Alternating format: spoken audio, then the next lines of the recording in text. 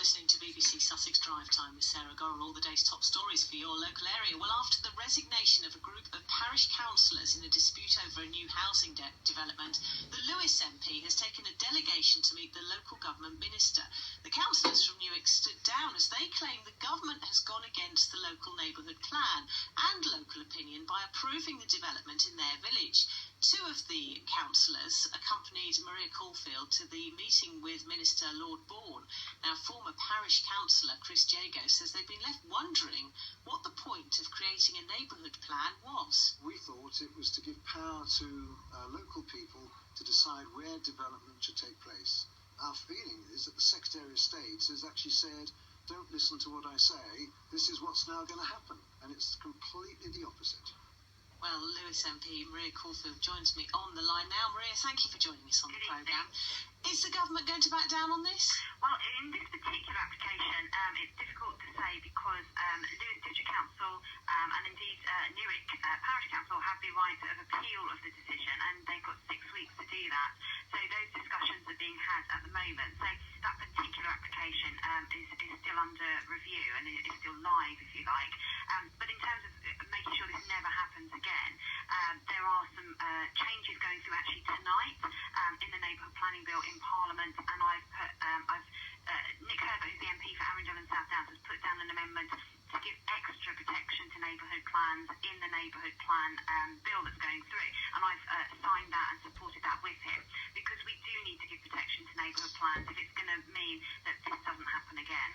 Well, it does. This particular case seems to imply that these neighbourhood plans aren't really worth very much. Well, I mean, that wasn't the aim of them. The aim of them was to say that for communities like Newark, and there's places like Wivelsfield, Seaford are doing theirs at the moment, the aim is that local district councils say to them how much housing each neighbourhood needs to factor in for the next few years, identify the sites that housing goes in, and then make sure they've got the infrastructure to support it.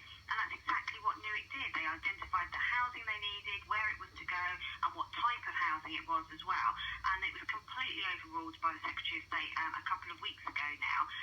And so, that was the aim of it. But this neighbourhood planning bill that's coming in tonight, it's still got to go through to the House of Lords, will strengthen that. So I think the Secretary of State is under no illusion how upset people in Newark feel about that decision. And I suppose anyone listening can understand that upset, because you put time and energy and effort. These are people in the heart of the community trying to make sure that the community evolves as they see fit, and then it's just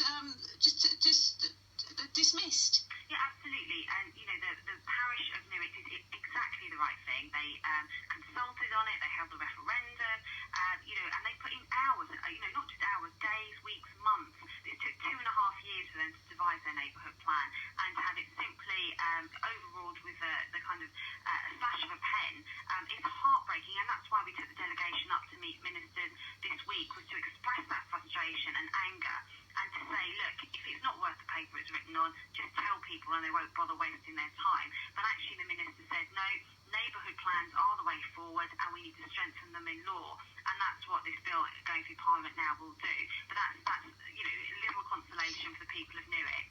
So you're confident that your actions this week will make a difference in the long term? I think so. And going forward, we absolutely need to give power and legal strength to these changes.